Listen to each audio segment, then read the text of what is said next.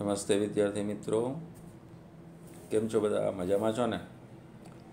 આજે આપણે ધોરણ 11 સેકન્ડ લેંગ્વેજ ઇંગ્લિશ વિષયમાં unit number 6 read 1 the blue cross જેની આપણે શરૂઆત કરી હતી અને તેનો લગભગ હાફ લેશન આપણે કમ્પ્લીટ કર્યું છે. તેને આજે કન્ટિન્યુ રાખશું. અત્યાર સુધીના લેશનમાં એવી વાત આવી હતી કે ફાધર બ્રાઉન જે ખરેખર પાદરી છે અને એક બીજો પાદરી કે જે ખરેખર પાદરી નથી પણ એક રીઢો ગુનેગાર છે, ચોર છે, તે પાદરીના વેશમાં હોય છે.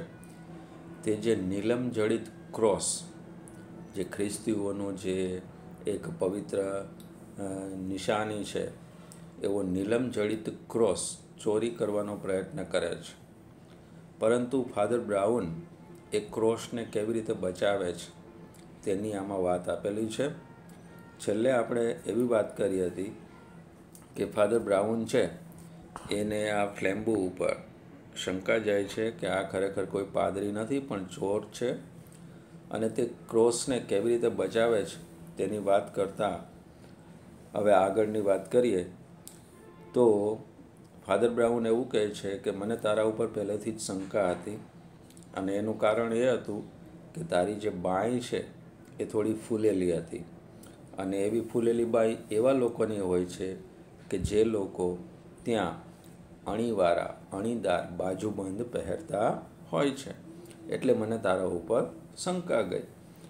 આ વાત સાંભળી અને ફ્લેમ્બુ કહે છે કે તમને આ અણીવાળા બાજુબંધ વિશે કેમ ખબર પડી? તો એનો જવાબ આપતા હવે ફાધર બ્રાઉન આગળ વાત કરે છે. ધ્યાનથી સાંભળજો મિત્રો. Oh one's little flock. અહીંયા લિટલ ફ્લોકનો અર્થ શું થાય મિત્રો? ફ્લોક એટલે તો ટોળું થાય, લિટલ એટલે નાનું, તો નાના ટોળા એવો અર્થ ન કરાય. પણ અહીંયા એનો એક ફ્રેઝ તરીકે ઉપયોગ કરેલો છે, તો એનો અર્થ કરવાનો છે કે હે મૂર્ખ વ્યક્તિ, તને ખબર છે? Said Father Brown. ફાધર બ્રાઉને કહ્યું કે અરે મૂર્ખા, તને ખબર છે? કેવી રીતે કહ્યું?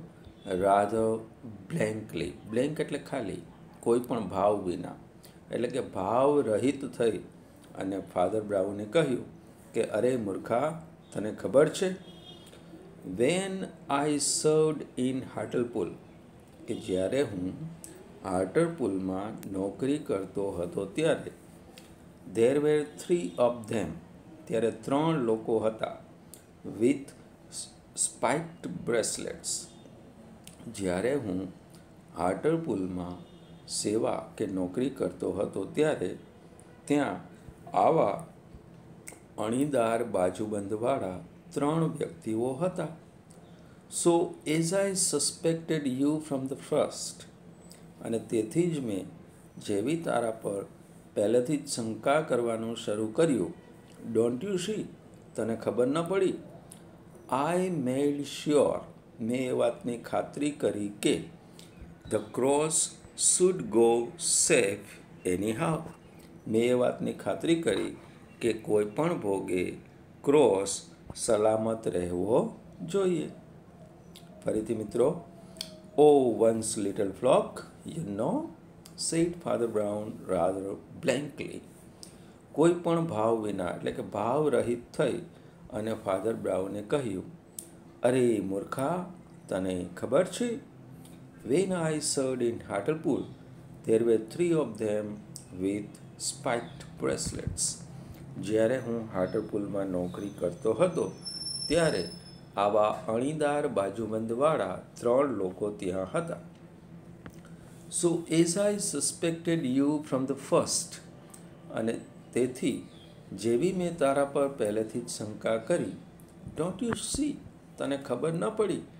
આઈ made sure that the cross should go safe anyhow, તને ખબર ન પડી કે મેં એ વાતની પાકી ખાતરી રાખી કે કોઈ પણ ભોગે આ ક્રોસ જે છે બ્લુ ક્રોસ એ સલામત રહેવો જોઈએ. આઈ વોચડ યુ, તને ખબર છે? આઈ વોચડ યુ, હું તને જોતો હતો. મતલબ કે હું તારા ઉપર નજર રાખતો હતો, તારું નિરીક્ષણ કરતો હતો.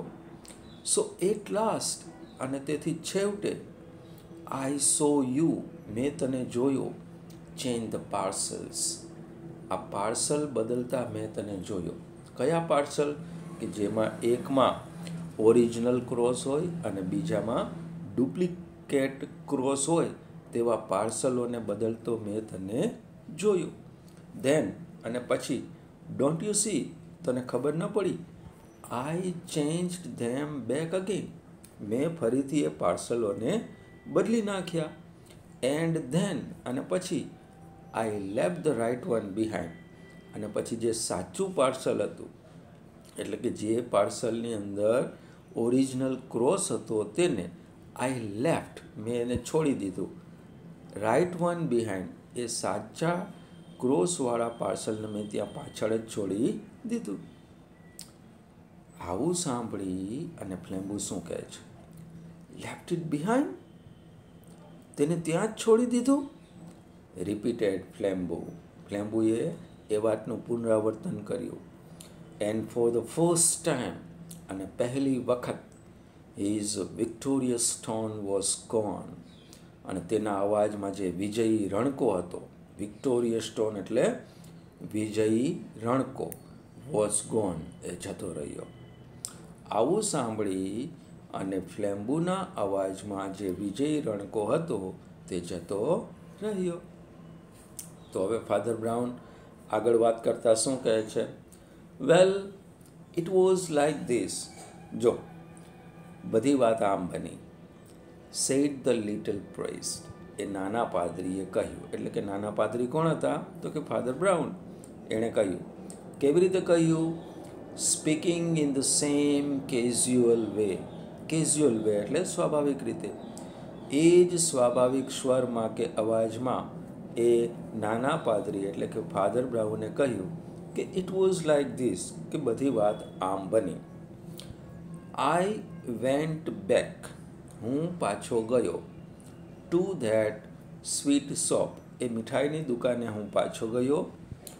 And left the original parcel with the cross there, અને જે ક્રોસવાળું ઓરિજિનલ પાર્સલ હતું, એટલે કે સાચા ક્રોસવાળું જે પાર્સલ હતું એને મેં ત્યાં જ છોડી દીધું.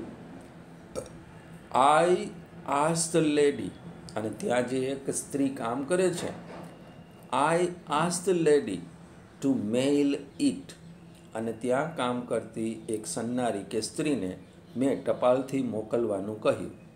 કોને મોકલવું છે આ પાર્સલ? ટુ માય ફ્રેન્ડ, મારા મિત્રને મોકલવાનું કહ્યું.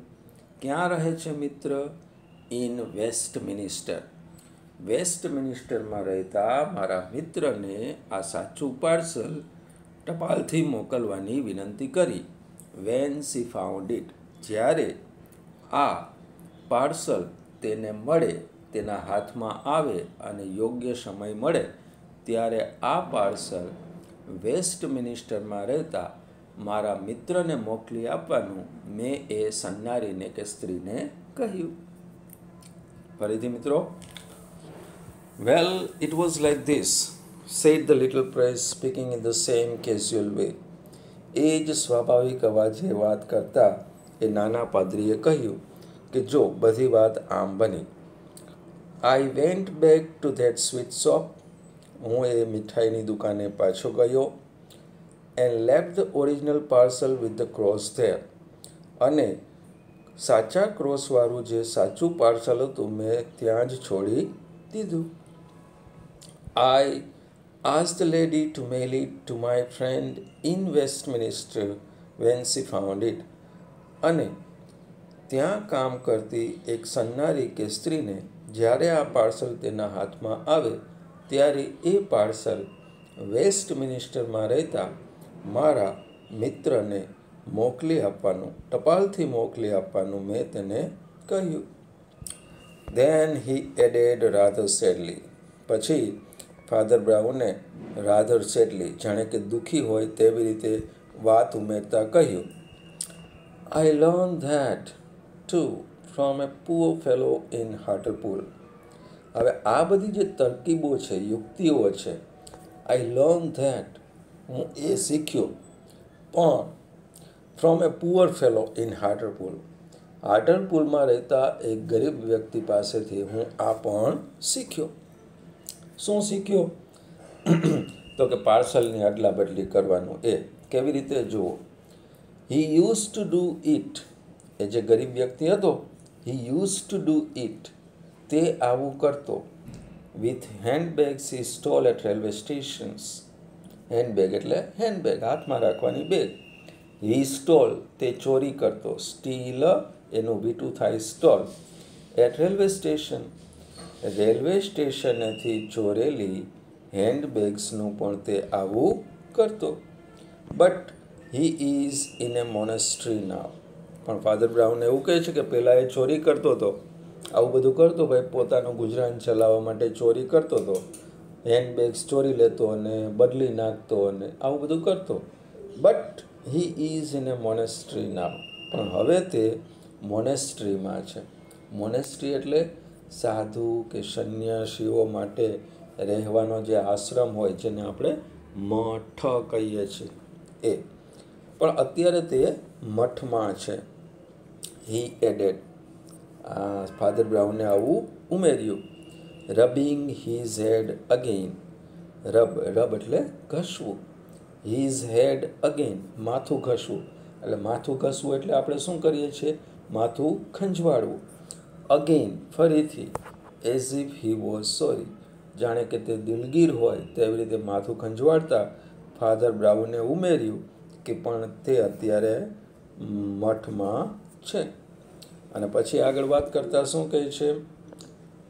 વી can't help being pressed, V can't help, આપણે આમાં કંઈ કરી શકીએ નહીં. બીઇંગ પ્રેસ્ડ, આપણે ભાઈ પાદરીઓ છીએ, બરાબર?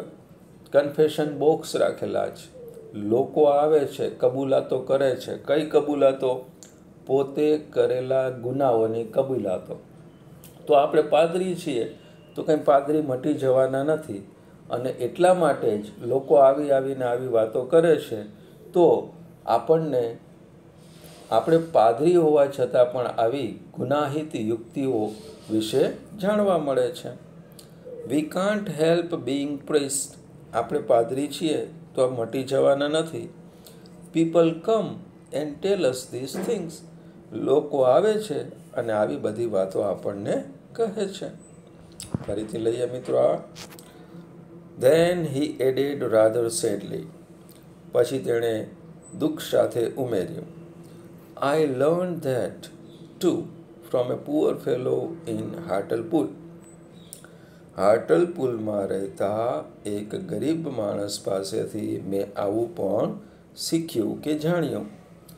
હી use to do it with handbags he stole at railway stations, railway સ્ટેશનેથી ચોરી કરેલી હેન્ડબેગ્સની સાથે પણ તે આવું કરતો.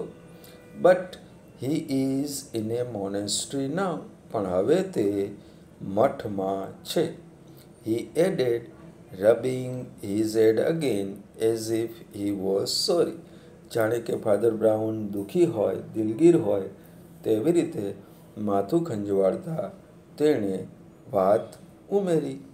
વી કાન્ટ હેલ્પ બીઇંગ પ્રેસ્ડ, આપણે પાદરી છીએ તો એ મટી જવાના નથી. People come and tell us these things, લોકો આવે છે અને આવી બધી વાતો આપણને કરે છે. ત્યાંથી આગળ વધીએ મિત્રો. સમજાય છે ને મિત્રો? બરાબર ધ્યાનથી સાંભળજો એટલે ચોક્કસ સમજાઈ જશે આમાં. ફ્લેમ્બુ ટોર. હવે મિત્રો મને અહીંયા એક પ્રિન્ટિંગ મિસ્ટેક લાગે છે. અહીંયા ખરેખર ટોર ના હોવું જોઈએ, બટ શું હોવું જોઈએ? ટુ ક, ટેકનો V2. ફ્લેમ્બુ ટુક અ બ્રાઉન પેપર પાર્સલ. આ બ્રાઉન પેપર પાર્સલનો અર્થ આપણે અગાઉ કર્યો છે મિત્રો, ચલણી નોટ. બ્રાઉન પેપર પાર્સલ એટલે ચલણી not. ફ્લેમ્બુ took a brown paper parcel out of his inner pocket. ફ્લેમ્બુએ તેના અંદરના ખિસ્સામાંથી એક ચલણી નોટ બહાર કાઢી and tore it to pieces. tear ટેરનું V2 થાય tore. ટેર એટલે ફાડવું, ચીરવું, એનું V2 tore. ફ્લેમ્બુએ તેના અંદરના ખિસ્સામાંથી એક ચલણી નોટ બહાર કાઢી and tore it to pieces, અને તેના કટકા કરી નાખ્યા. There was nothing, કંઈ ન હતું, but paper and sticks of lead inside it. તેમાં કંઈ ન હતું, પણ શું હતું? પેપર, કાગળિયા, and sticks of lead inside it. હવે અહીંયા બીજું પણ હોઈ શકે. બ્રાઉન પેપર પાર્સલ એટલે કે એક બ્રાઉન કલરનું પેપરવાળું પાર્સલ એટલે પડીકું. આપણે એ અર્થ પણ કરી શકીએ અહીંયા કે ભાઈ ફ્લેમ્બુએ તેના અંદરના ખિસ્સામાંથી એક બ્રાઉન કલરનું પડીકું બહાર કાઢ્યું અને તેના કટકા કરી નાખ્યા. હવે શું હતું જુઓ ત્યાં. There was nothing but paper and sticks of lead inside it. તો એ પડીકાની અંદર શું હતું? પેપર, કાગળ, એન્ડ સ્ટિક્સ ઓફ લીડ. હવે મિત્રો સ્ટિક્સ ઓફ લીડ એટલે સ્ટિક એટલે લાકડી થાય, સળી, લાકડી, અને લીડ એટલે પેન્સિલમાં વપરાતો એક કેમિકલ પદાર્થ.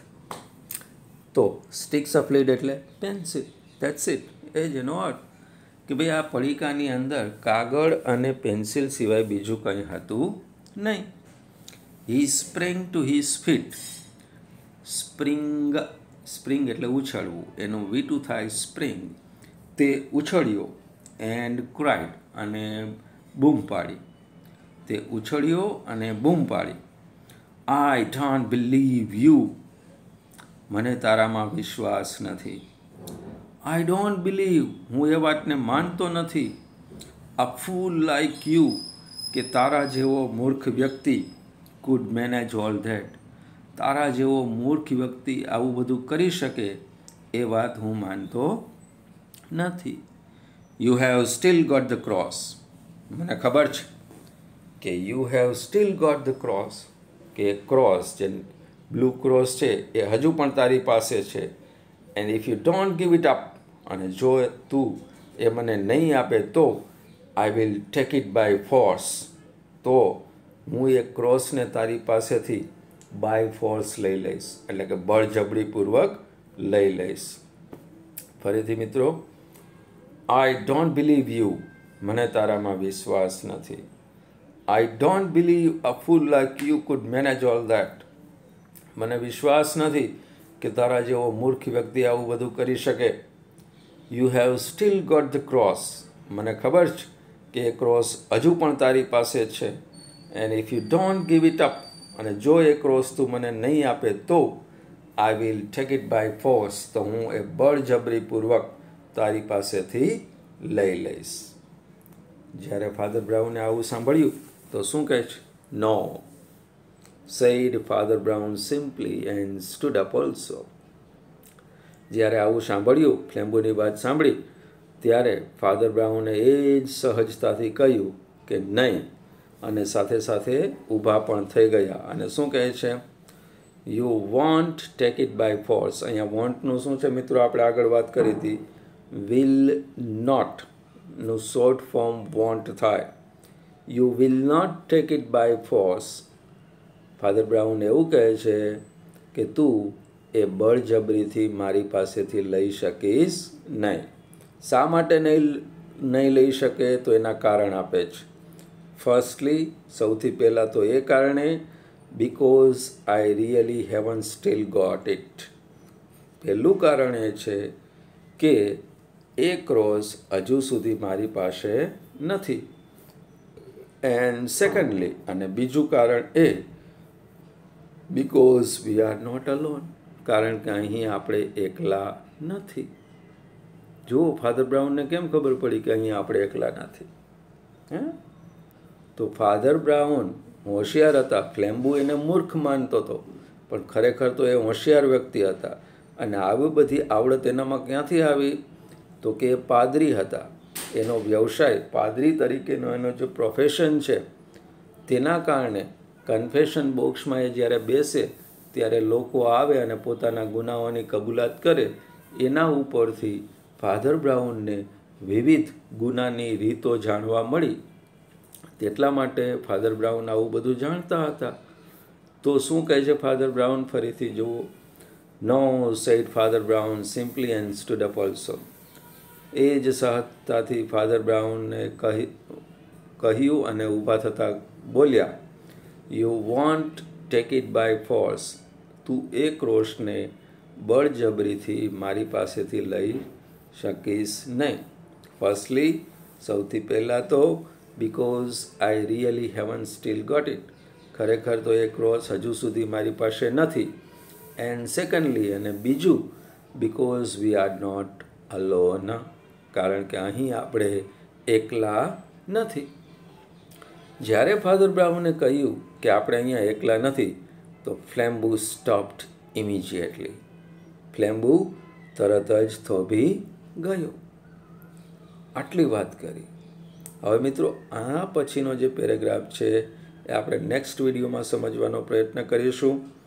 આજે આપણે જે કામ કર્યું છે એના જે ડિફિકલ્ટ વર્ડ્સ હોય તમારા માટે, એ વર્ડ્સ તમે નોટબુકમાં લખજો ઉચ્ચાર અને અર્થ સાથે. અને મારું એક સજેશન છે કે અત્યારે આપણે જે પેરેગ્રાફ્સ કર્યા છે એનું ભાષાંતર તમે જાતે લખવાનો પ્રયત્ન કરજો. હવે પછી આપણે નેક્સ્ટ વિડીયોમાં મળીશું મિત્રો. Thank you.